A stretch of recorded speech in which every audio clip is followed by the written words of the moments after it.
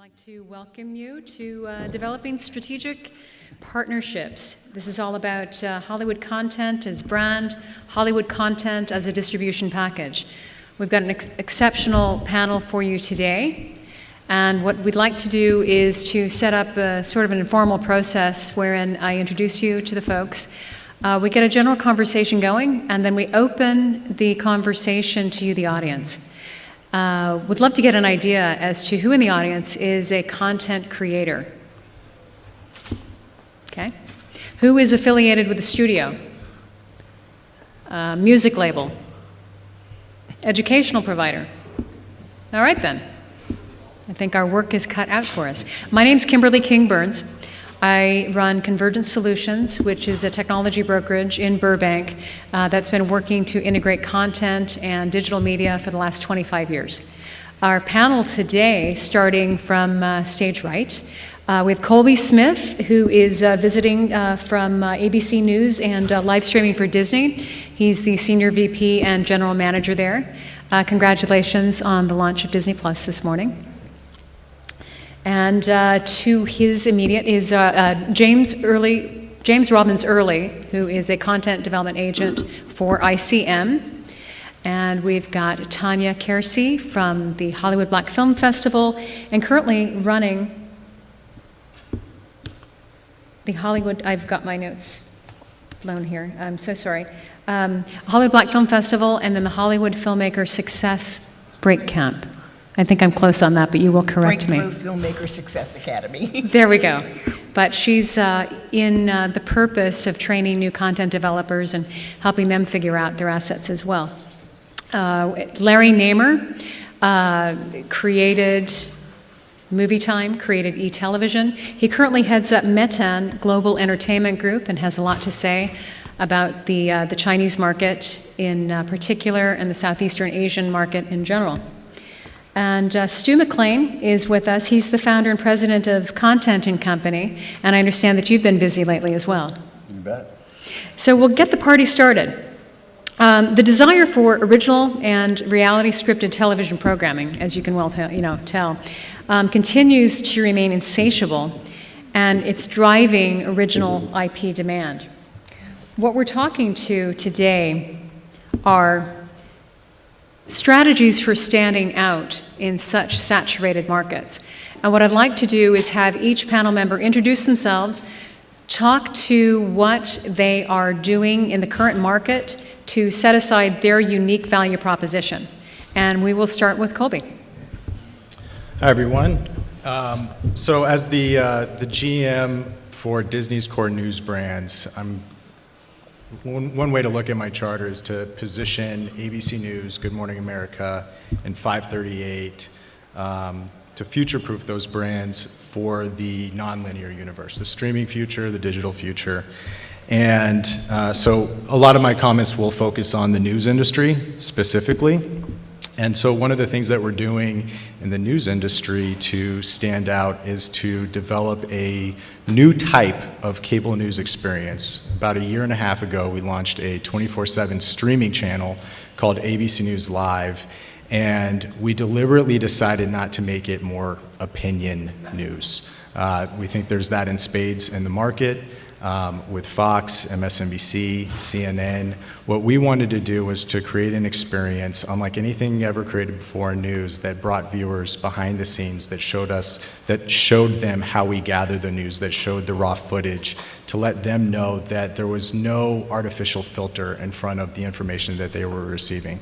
So we designed the channel for streaming platforms, for streaming audiences, which happen to be younger, audiences who are perhaps disenfranchised with traditional cable news offerings. And we're the only ones in market, really, that are doing this. So we sort of stand out by default, and we are America's #1 streaming news channel from our aggressive distribution. And yeah, there we go. It's all about live streaming for us. Very good. And how is that helping you on the international side? Sorry? Are you starting international partnerships based on that platform? So we launched on the Roku channel globally and Facebook Watch globally, and Depending on the event, we actually see anywhere between 20 and 30% of our audience come from global markets. Typically, the markets you'd expect, Canada, UK, Australia, Denmark, Thailand, though, That's great, yeah, because this is certainly, the world is getting far, far smaller. And James, ICM seems to be deep in this space. Yeah, I mean, we look at this strictly from the sales side, and it's hard to define what is digital to us. We kind of look at all buyers across every platform. We kind of see them as all digital. I remember there was one point in time, when Netflix got into original content, we thought of them as a digital streamer. And now, the 40 plus networks that are out there, we kind of bundle Netflix, Hulu, everything into a traditional buyer. And how it's affected us is instead of kind of accumulating a market share of as many writers, as many directors, most of the money that's made is from a very small group of people. There was some stat that I think 36 writers accumulated $2 billion in revenue. And so really, as opposed, I think what a lot of companies are doing are not looking at how much of a larger share can we have, but realizing that more and more is being paid for towards less and less people. So we take on less clients and really just look for the people who can create. So we work with people like Vince Gilligan, who created Breaking Bad, and Shonda Rhimes, and we put together Handmaid's Tale, and I think most of our focus is going towards what can be the face of a network and get the most, as opposed to how many shows we can put on the air. Because what these companies are looking for, digital or otherwise, but they're all becoming digital, is if you think of them as a magazine, what do they want on the front cover? And they'll pay anything for it. But what happens in between the covers is inconsequential and less of a business. And then as far as niche, I think that Tanya's really got a good grip on what has really been driving a more multicultural market over the last 20 years. We've known each other for close to 25. And you're now showing what you've learned to budding filmmakers. Yeah, I mean, for me, with all these great content creators out here, and filmmakers, it's kind of hard to, what do you call them? I call them filmmakers because I run a film festival and I run a film academy, but they're also content creators. And the one thing that I found as they're trying to get into the industry is really differentiating themselves, knowing who they are, what they have to offer, and then in a sea of beige, how do you stick out? When you come to my film festival, we've screened 1,100 films now over the years. We do about 100 films a year. How does a filmmaker stick out? Everyone's got a feature or short or a music video or something. So, we really work on concentrating on the talent so they could really develop their individuality and what makes them special, and then what they have that the audience wants. Because a lot of times content creators will create passion projects or projects that's really close to them without thinking about who's the end buyer, who's the audience that wants to see it if you want to get on Disney or you want to get on any of these platforms. And that's the problem with a lot of filmmakers and content creators. They can't get a leg up because they haven't really defined who they are and where they belong. So that's something that we really work hard on. And there's a lot of information out there on the internet, but I know from talking to my filmmakers what people need is support. They need feedback. You can go up to Google and Google anything these days, but that doesn't tell you if what you just wrote as a log line is something that's going to attract, an investor or someone from an agency. So I really, I always challenge content creators to find people that you can bounce off of and that could really help you validate what you're doing. Not friends and family, but people in the industry, so that what you're creating has an audience out there and you know who they are. And Larry, that's a perfect segue. Who are some of the content developers that have inspired some of your early and more recent successes? Well, in my post-E days, I decided that I would go to a place where Rupert Murdoch can't control what I do. So I picked China. I figured, how much more difficult could it be to go to a country you've never been to develop programming for a culture you didn't grow up in a language you don't speak. I figured he can't catch me there.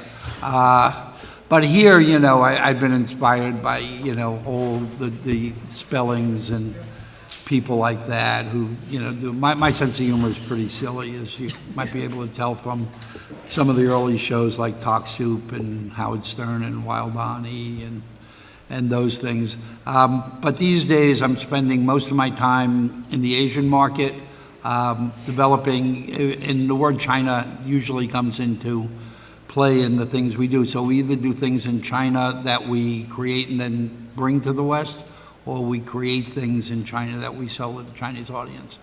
So just to give you, we have like 5 shows on TV, network TV in China, which other than, you know, a handful of people have never done in the U.S. We do, we're doing some feature films, we do live events there.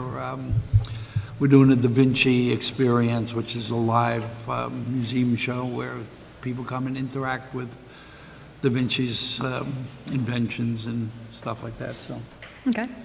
That makes total sense. So what trends are you seeing at the moment with regard to you know, content and media? What are you seeing that you want to help stand out from the crowd? So, you know, where we sit, we're a brand advisory firm, and there are really 2 sides of our business. One is on the creative and marketing side, and the other is on the distribution side. And, you know, we work both with the studios and the publishers and large advertisers, essentially, for lack of a better description, to really try to create a better customer experience, because everyone's got the same problem. It's hard to get an audience, it's hard to engage with an audience.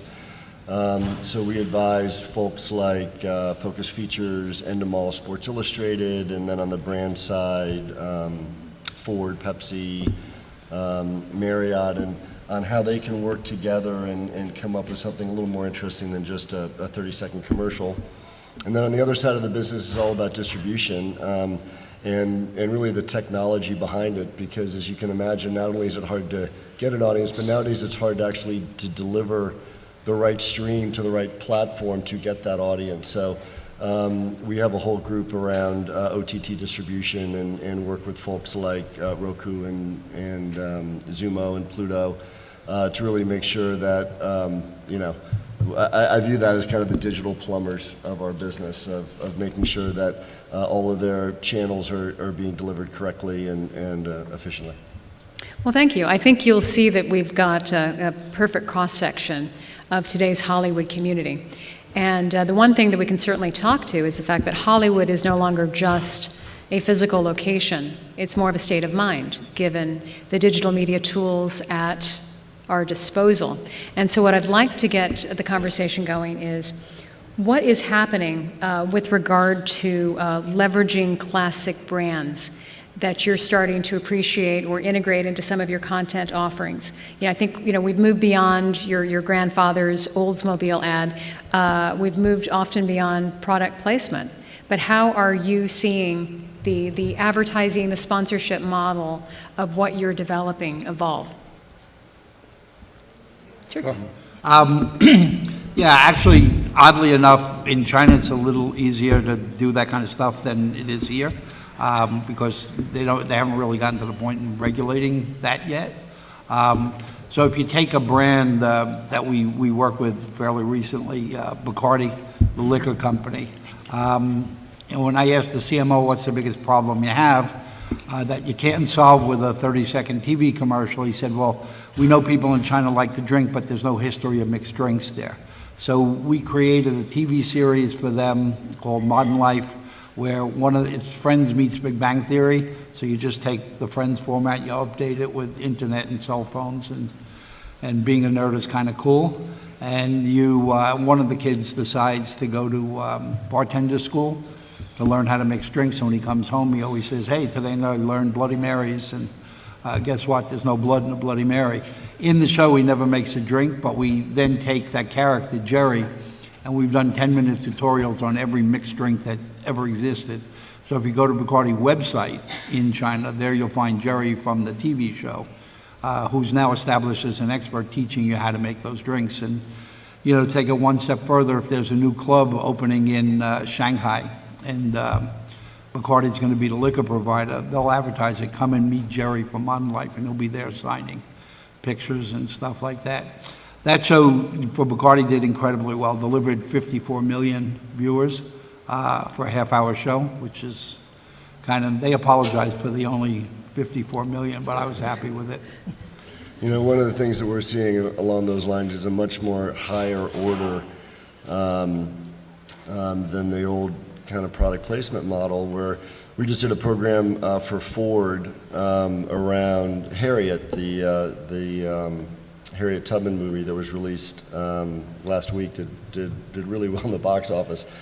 And a lot of people always say, wow, Stuart, how did you get a car in a pre-Civil War movie?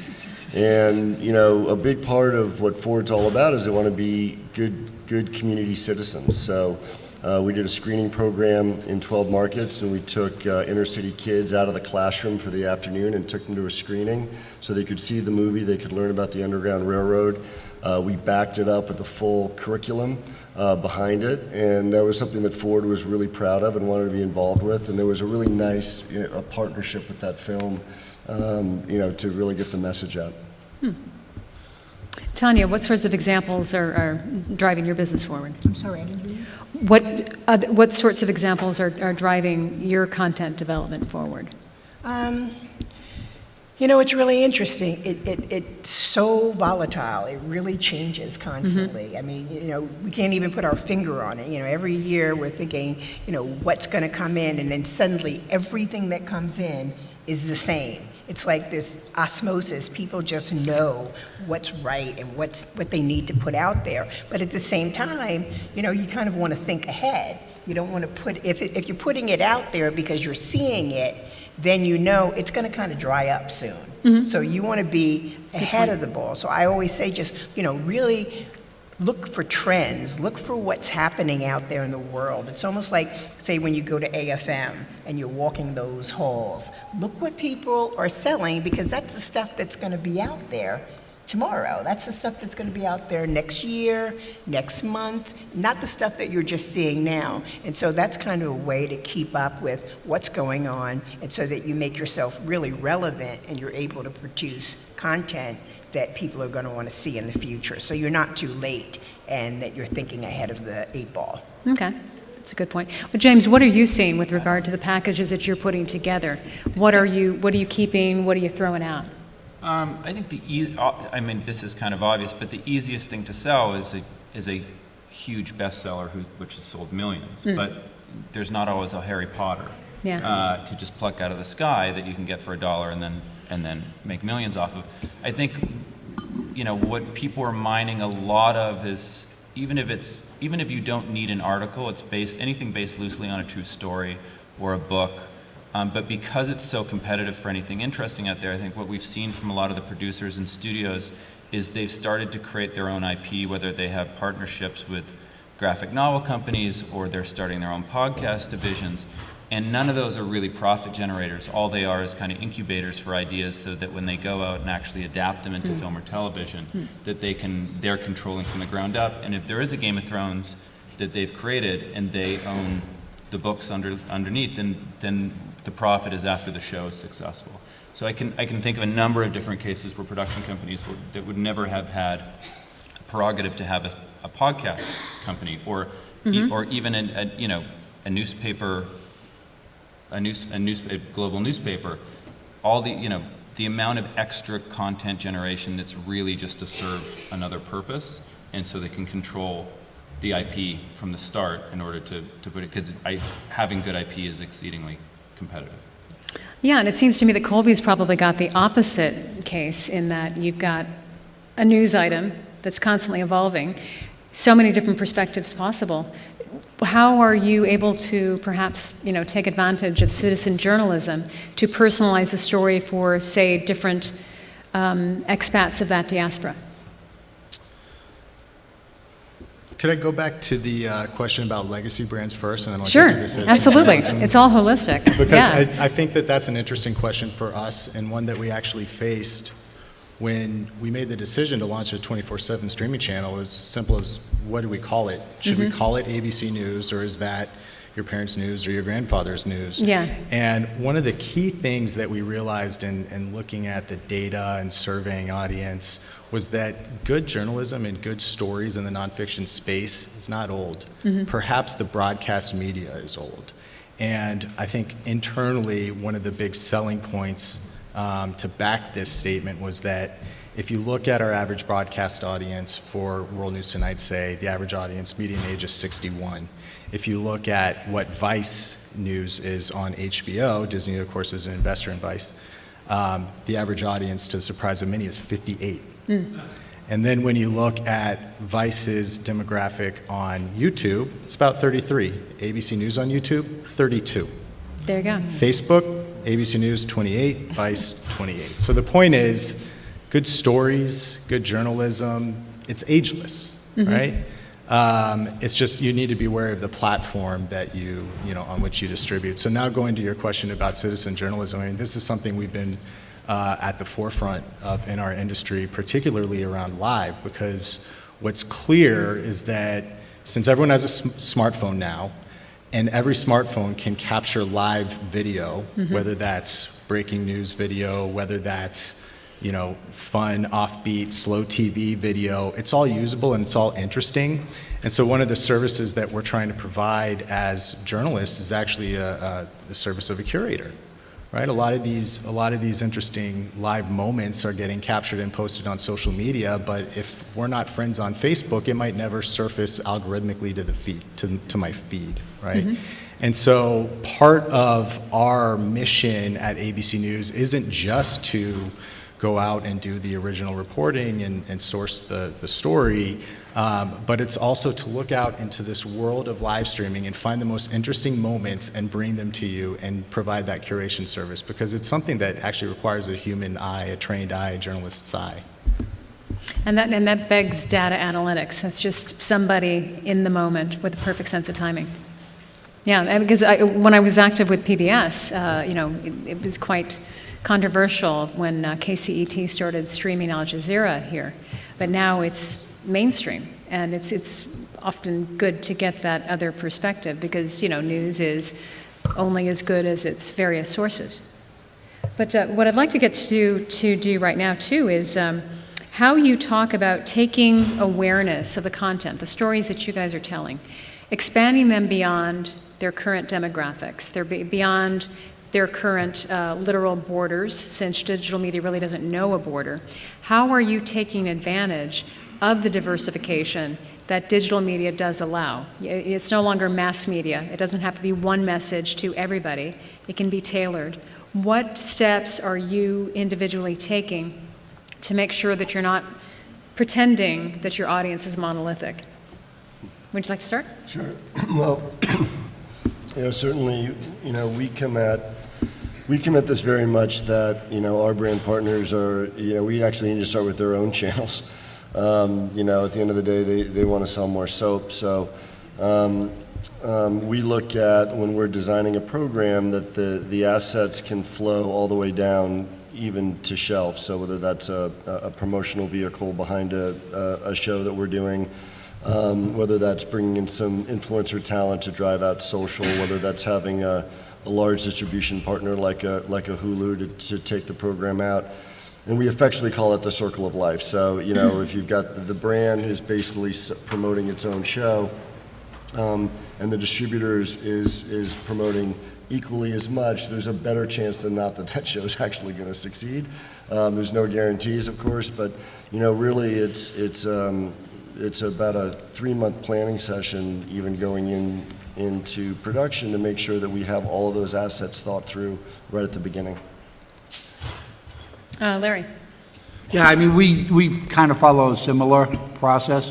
When we develop shows, whether they're going to be shows for China or shows for English-speaking world, we literally take every single platform that's out there, and we think of what's the relationship between our new show and those platforms, and we design for it. So the way, when we do shows that are about Hollywood, we design segments so that they could be assembled into a 30-minute show, they could be assembled into a weekly show, they could be 4-minute standalone pieces that go on social media. And now we're actually trying to figure out how we get our stuff on TikTok. So that's, again, how we go at it. Sure. Well, it's interesting. We had 2 films open our festival that were from South Africa. One was I think it was Winnie Mandela with Jennifer Hudson and some other people, and the other one was an indie film. And the audience cried at the end. They stood up, applauded, and cried because it was their story that they saw. It was just in a different place. It was in South Africa. The environment was different. The language was a little bit different. And we realized at that point, in terms of screening movies and telling stories, that it really is universal. So what we've done is we've reached out to the diaspora. And we now bring in films from Black filmmakers from all over. I mean, even Japan, Australia.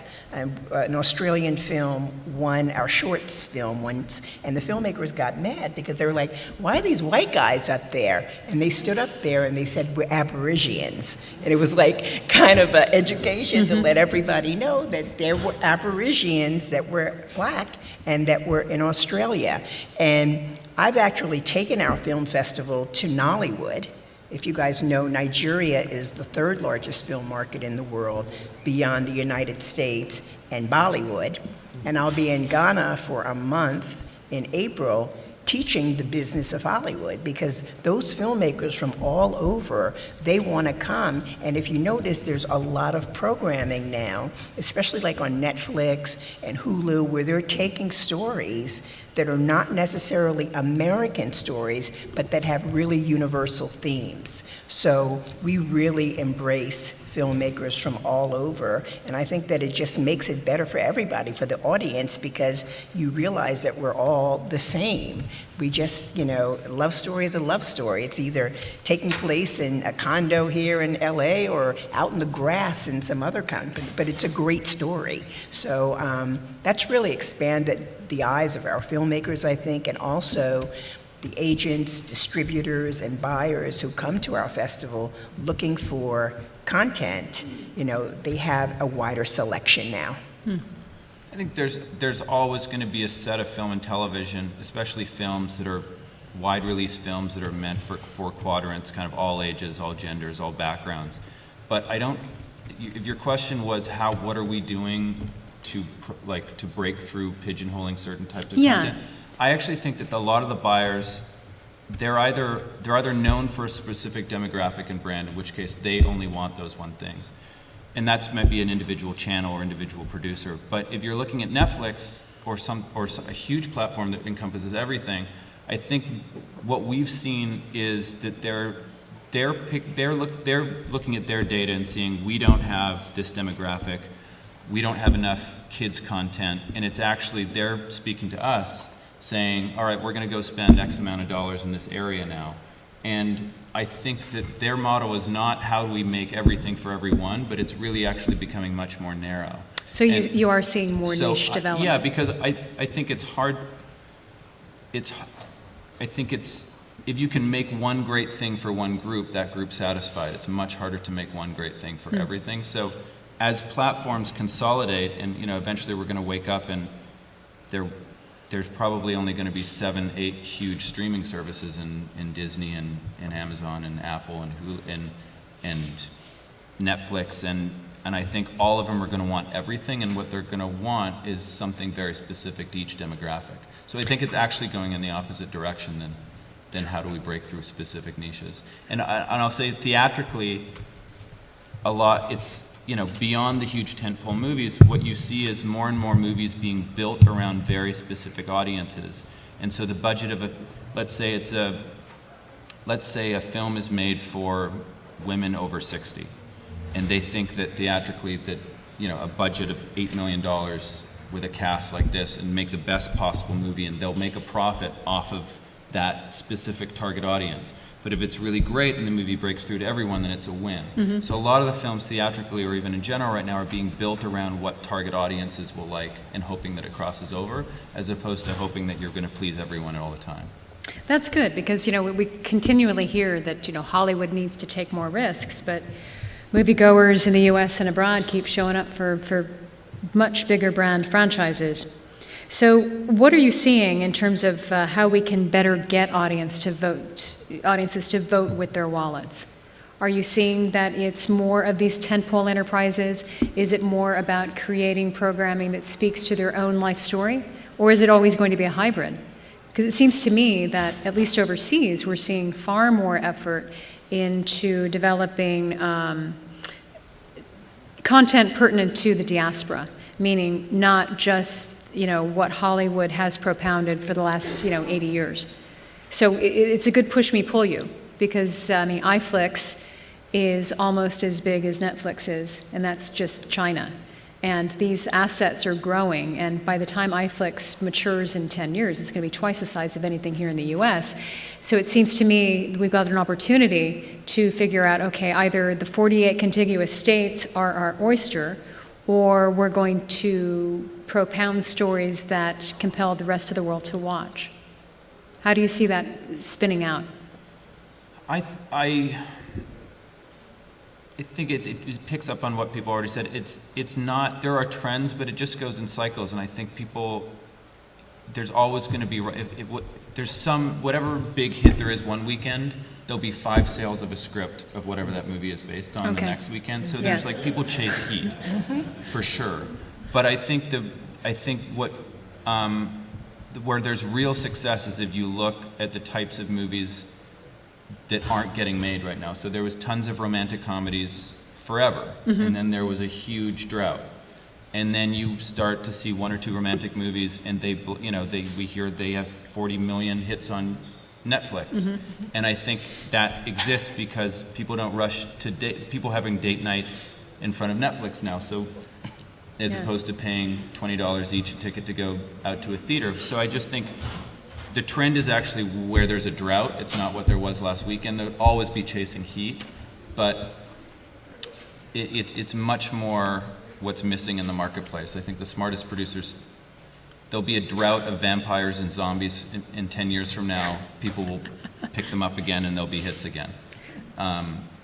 So I think that answers your question. Yeah, that's a really good point. So for brand marketers, okay, who have traditionally depended on, broad exposure to massive numbers of people to establish product identity and build awareness, the decline of this, free-to-air commercial supported model, that's been presenting an existential crisis of sorts.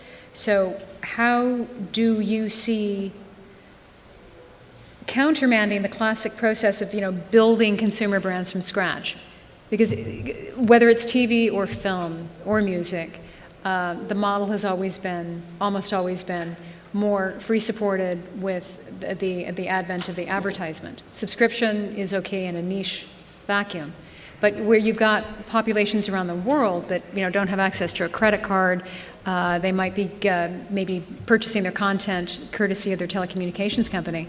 You've got a lot of different models that you can pursue here along the lines of the radio model. Where do you see that fragmentation impacting your particular business model?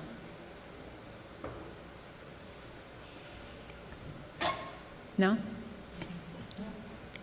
I mean, I'm I'm from ABC, so I guess I'm obligated to talk Yeah. about this. I think, so the question's about the future of advertising, right? Yeah, future of advertising and subscription models and how they've evolved. And we've got so many right now that work in the U.S. but aren't necessarily going to work overseas. So how do we include that? How do we include that in our planning? Yeah, so I'll just talk about advertising here in the U.S. because Okay. actually one of the things that we're seeing on the TV side isn't necessarily the demise of TV advertising. I think that the broad reach that a broadcast network and bundle of cable channels can provide does offer a lot of value, and that's evidenced by the fact that CPMs continue to go up even as pay TV declines, which are real, continue. So, I mean, the holy grail, though, for digital advertising, streaming advertising, the shift off of linear is personalized, more relevant ads and possibly fewer ads as well. In TV, you know, you get about 16 minutes of ads per hour. On streaming, I mentioned ABC News Live, our streaming news channel. We deliberately started with only 8 because we believe that over time we can have more targeted ads so that the ad that you see is different from the ad that you see is different from the ad I see. And that's all enabled by technology, but the technology that's required to pull this off is still at its infancy. I think everyone's been talking about this in theory since the dawn of the internet, you know, for 20, 25 years. But it will eventually go there. And whether or not the CPMs that we see on TV will transfer, I think you probably know better than I do. Well, no, it's a really good point. You know, we're knee deep in this on the OTT side, and the horsepower it takes to do actual one-to-one ad delivery and programmatic is astounding, and it's expensive, and it's just now starting to come online. But you know, what I always find interesting as an old Madison Avenue guy is the creative agencies aren't actually really building the commercial stack to go along with that technology. So, you know, the tourism boards used to do it, you know, pretty well, where you would you know, produce 6 commercials, you know, one for the sports lover, one for the food lover, one for the, you know, adventurer. But now that model's broken down, so it's interesting to watch how the technology actually is able to go one-to-one now. But the creative behind it isn't really there yet. And one of the things that we're seeing brands do pretty effectively is really start to create customer experiences and then building actionable data behind it. So if you think of, you know, if there are any Citibank Visa card holders here, and you have access to certain city activities that Citibank puts on, if you want to go to a film festival, you want to go to a sporting event, that's another way that they're now connecting with you that they view as way more efficient than their old, you know, the old traditional advertising model. Yeah. One of the things we did in China, which was quite effective and kind of flipped the model upside down, is we had a show that, for lack of a better description, was kind of a Gossip Girl-like show. So instead of Spoiled Rich Girls in New York, it was Spoiled Rich Girls in Shanghai. And in the show, one of the girls wears great shoes, and somebody says, "Hey, great shoes, where'd you get them?" I get them on Sparkle.com. 3 episodes later, where'd you get those great shoes? I got them on Sparkle.com. Well, we actually owned Sparkle.com, so we created a brand within the show. We had within the show a shoe designer. It was the first time anybody ever saw that on a budget. And we actually sold more shoes. We made more money selling shoes than we made on the license fee for the show. And it was actually funny because on one panel, NBC refused to be on the panel with me because they told the organizers I was nothing but a shoe salesman.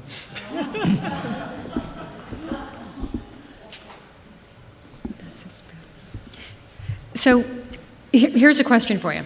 Since we're sort of transitioning from advertising to the newer models that aren't relying on that by way of support, whether it's Amazon Prime or Netflix, et cetera, they're not showing the advertising, but as every broadcaster and cable channel mimics Netflix and Hulu, I think they're beginning to find out that there's a finite amount of consumer money out there for all these various subscriptions.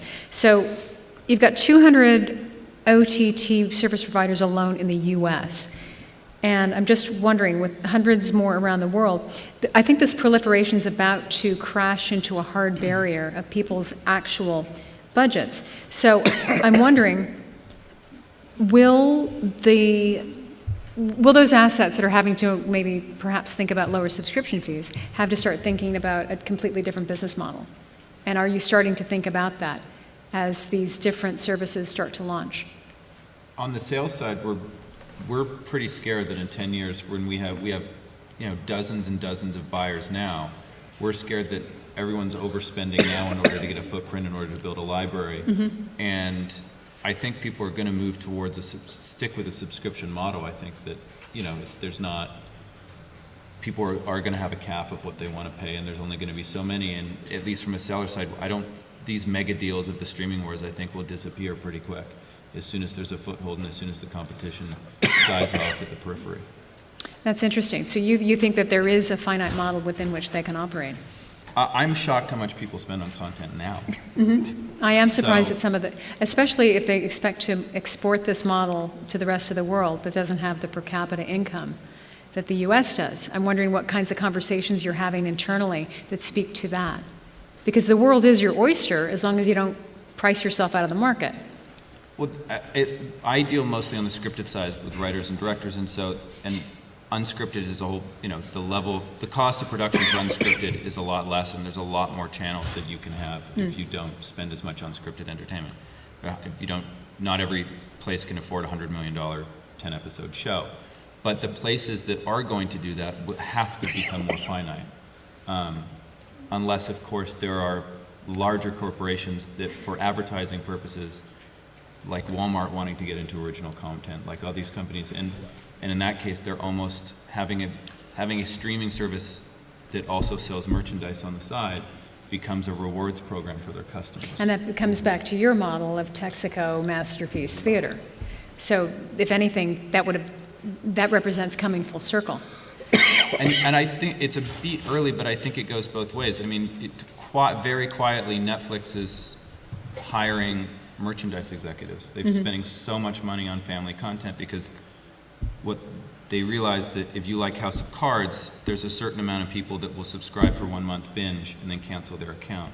The accounts that actually stay all the way through are the accounts that seem to be watching lots of kids' content. So the amount of money, it has behooved them to spend lots of money on animation, lots of money on family kids content so that the people with kids continue their subscriptions. Disney's done an incredible job of selling merchandise off their Disney Channel shows, billions of dollars off their Disney Channel shows. I don't think those Disney Channel shows make a fraction of what the merchandise does. Oh, no. And I think that there was, Walmart had an annual report a number of years ago, and it listed Netflix as one of its biggest competitors, which was strange because their DVD business is really big, but which is strange. And I think from their standpoint, they have 120 million credit cards. And if they had a little side column that says, here's a toy to go along with this show, or here's a jacket, they could instantly, they're a retailer. Sure. So, I mean, that's way down the line, but I think that unless there's huge companies like Amazon and Walmart that get into original content, the amount of buyers just have to disappear because there's absolutely a cap to what people will spend. That makes so much sense. What I'd like to do before we open the platform to the audience is talk to the fact that we've got a number, actually most of our audience today are content developers, are storytellers. What would you suggest to a storyteller, to a brand new content developer, to help them not only create the story, but to also protect the story? You're a big studio, or you, to any beginner, represent a big entity. And if they are a very small fish in a very large pond, what are the best things that they can do to protect their content, protect their trademark? These are beginning content developers. What would you advise them to do to protect themselves? Go ahead. At very minimum, you can just register your story with the Guild, and that's a pretty good starting point. But I mean, more and more, a lot of the larger studios that I work with won't sign on disclosures anymore. And that, for me, is kind of a red flag that a beginning developer, someone brand new maybe to this vertical, needs to figure out how to absolutely make certain that their idea, their concept's not going to be borrowed. Well, then I think that the way to do that is to have good representation, legal representation. Okay. There's certain attorneys in town that deal with certain content producers a lot, and so they know them. And you have one of them. I had this happen with my daughter, actually, who was offered a reality series. I sent her to my attorney, who's, I won't even say his name, but he had negotiated quite a number of deals. And so as soon as they found out that he was the attorney, it was a whole different ballgame. And I think that goes, as content creators, you have to have representation. You know, everyone thinks it's so hard to get an attorney, and you got to put all this money down for a retainer.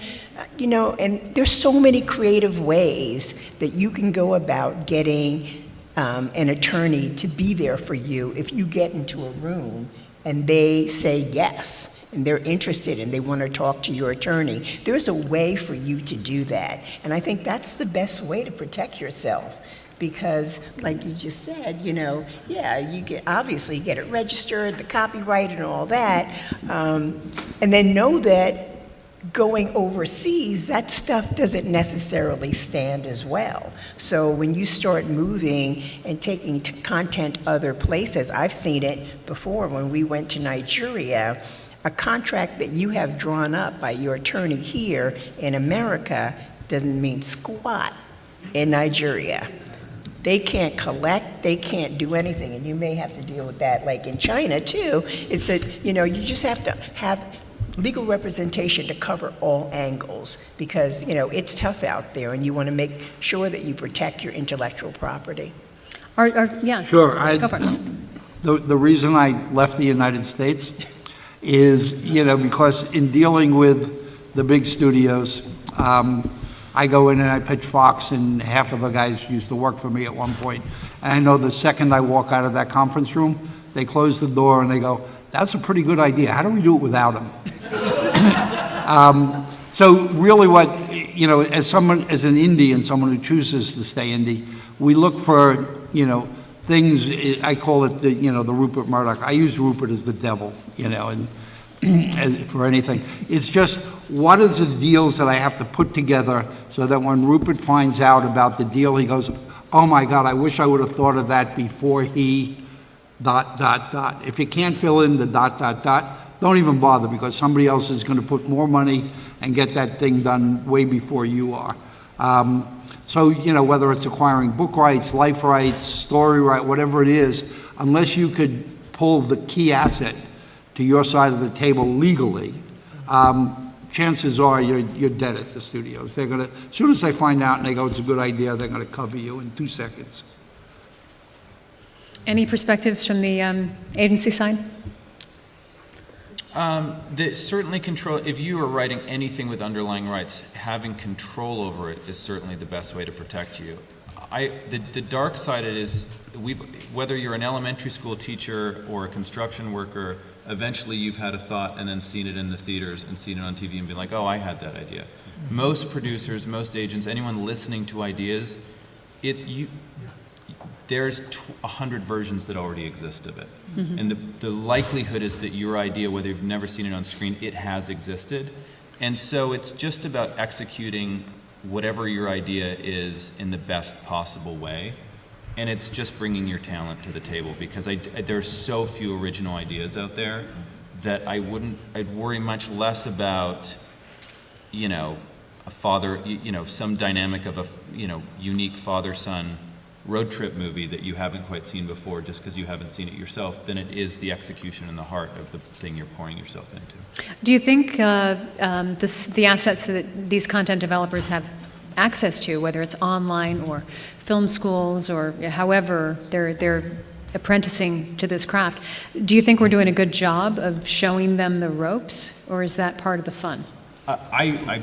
Someone can interject. I find that most film schools do a remarkable job of teaching people how to make movies, which is 10% of having a career, or TV. A very good point. It's astounding. Exactly. We have, you know, I work in a company of 400 people in my building alone. 100 of them are assistants. Most of them have just come from the top schools around. And what they don't know day one, what they know day one is the craft, and what they don't know day one is what will actually get them to utilize that craft. And it's a shame, because those degrees cost a couple $100,000 by the time you're done. Exactly. So it's experience and patience. I'd like to open up the conversation. I think we're going to improvise kind of a Q&A here. Please come forward with your questions, and I'll meet you with a microphone.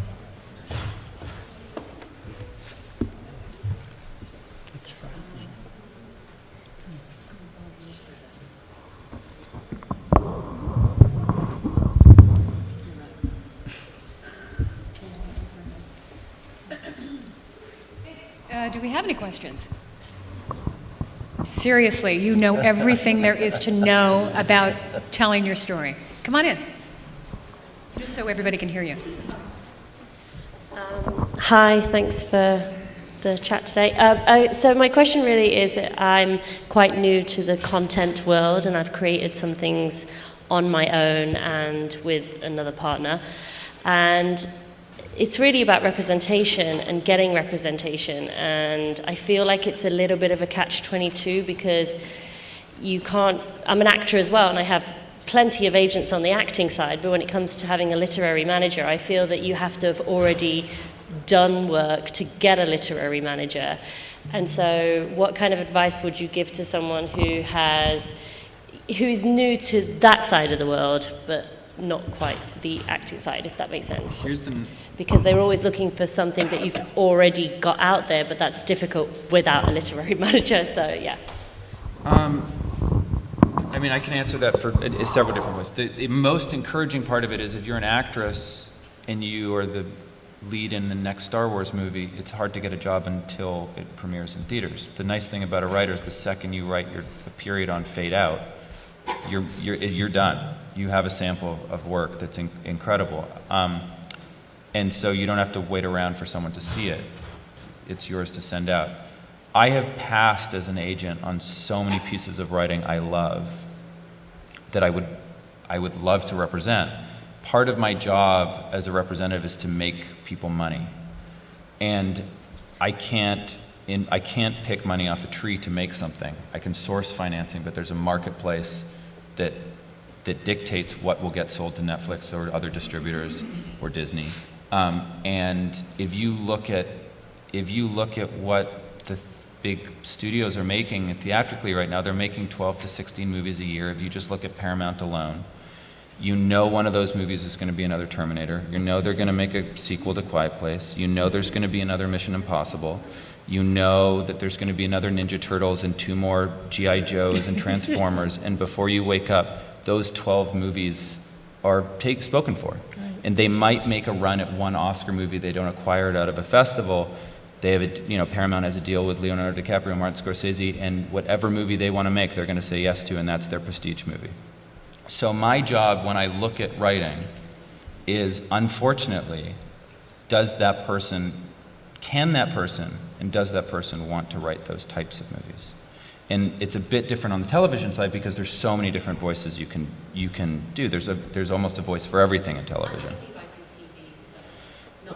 And then in television it's a catch-22 because I wish I said this because it's smart, but Scott Stuber told me who in a meeting once, as when he came up as a feature exec and now is the head of film at Netflix, obviously. But the biggest distinction between TV and film when you're getting started is someone can write a fantastic pilot, the best possible pilot, and J.J. Abrams can write a really crappy pilot. And J.J. Abrams' pilot will get made every single time because you're being assessed on, can this person deliver 100 episodes, not just one. And in features, J.J. Abrams can write a terrible movie, but if some guy in a mailroom or some English teacher in the middle of the country writes a fantastic feature, that one will get made over J.J. Abrams. So it's the cream rises to the crop in film sometimes. In TV, the catch-22 is that you're being judged on, can you deliver 100 episodes? And even if you're a 24-year-old Lena Dunham, you're being partnered with someone who has done that before. And the reality is you can write an incredible pilot, but you're going to be a cog in a system your first time around, at least till season 2. Can I add to that question? Does it help if you were to build your own package around your content? For example, I believe that something I've written could have merchandising opportunities. It could have a toy attached to it. It could appeal to, let's say, target audience of 16 to 25.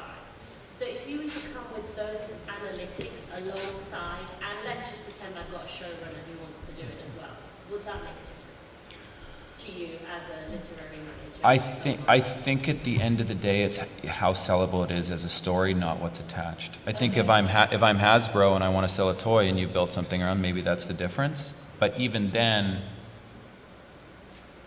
it really matters how good the show is. I mean, it would be shocking to you the level of talent that is passed on because their idea isn't perfect. There's for every single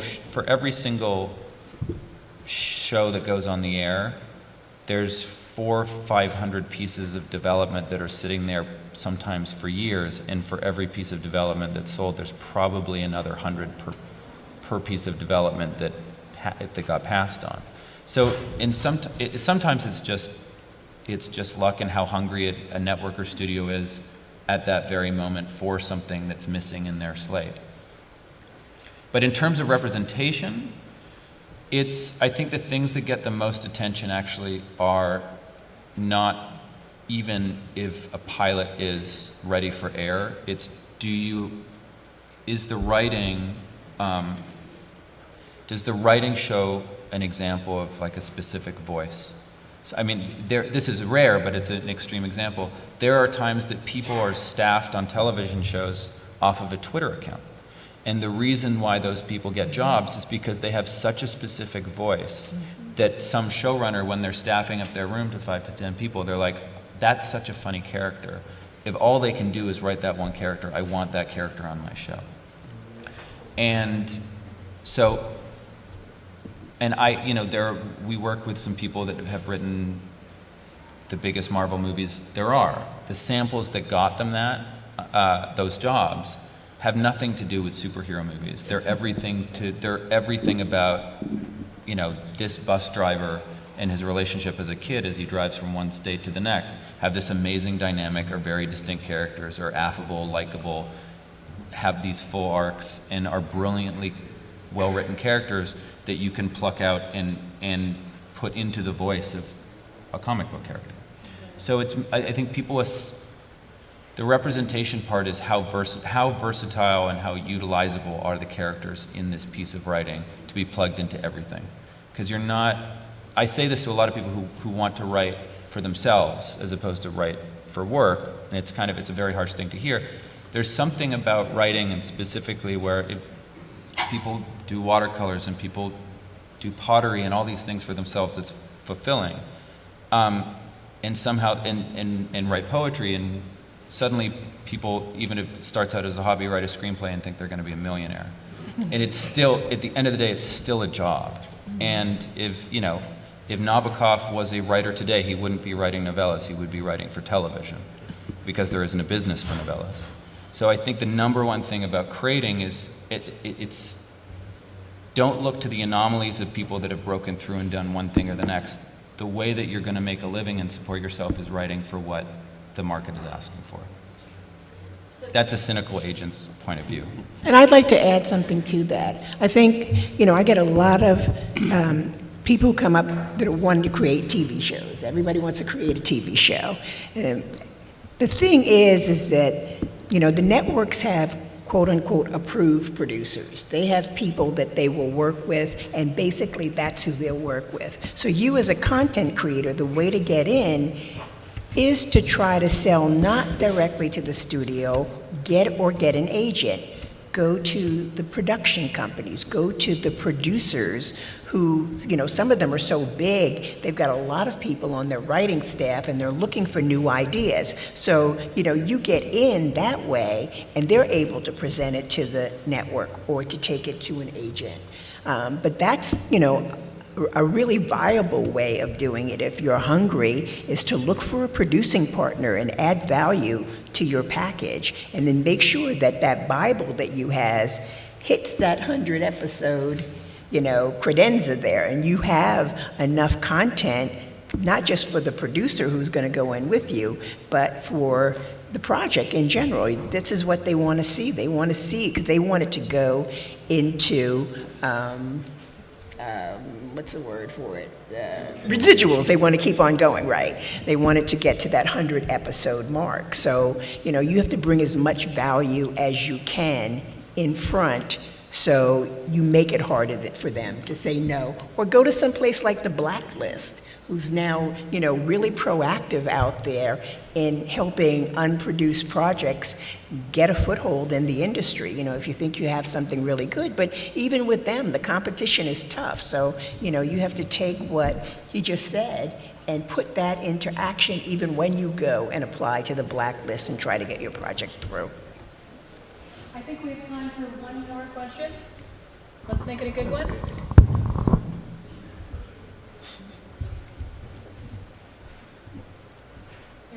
Come on over. Thank you for your patience. Good crowd. I have a news question. I used to work for HuffPost Live, so the first ones, I guess.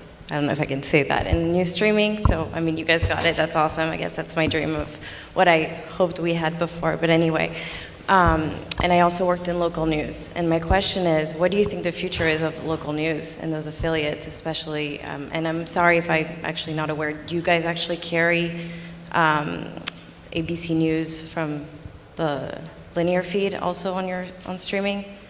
Your stream? Yeah. You do? Okay. Some of it. So just the question on local news. I mentioned earlier how all demos, all age groups will always want to know what's going on around them. They'll want to know about tomorrow's impeachment hearings, and there's going to be no shortage of journalists covering that. When it comes to local is always going to be in demand, perhaps more so, because people care about what's happening down the block than they do what's happening 1,000 miles away. What's challenging there, Disney has 8 owned stations in pretty much the biggest markets: LA, right here in LA, KABC, WABC New York, Houston, San Francisco, so on. There's no one collective that has a local affiliate in all 230 markets to make a single strategy, to make a single strategic decision. So what we see sort of time and time again are these loose, bands of partners creating a local news aggregator, but they're never all on board. And so the service is never complete. And we've tried this in our own apps as well, where we'll offer a local news section. But people get really pissed off if they're from Sacramento and you're offering them San Francisco and you're trying to say, oh, this is local to you. It's not. Obviously, it's not. So, that's really the challenge. But the good news is, if something is in demand, someone's going to experiment. And there will always be a need for local journalism. I don't have the answer, though. I don't have the silver bullet. So, when we're focusing on our strategy, it's all about trying to experiment in a lot of different places. Like here in LA, I know KABC is they do simulcast their local newscasts, and they're building sort of shoulder programming, and they might develop a 24/7 streaming channel just for news in LA. So we'll see, but there's a lot of people trying a lot of different things right now. It will always be in demand, though, so that's good news. Cool. Thank you. Thank you very much. I would like to thank our esteemed panel: ABC, Colby Smith, James Robbins Early from ICM, Tanya Kersey-Henley, Black Hollywood Film Festival, Larry Namer from Matan, and Stu McLean from, who wanted to introduce a new company today? Brand Studio. Yeah, hello, and Brand Studio. Thank you very much. Hope you had a good time. Appreciate it.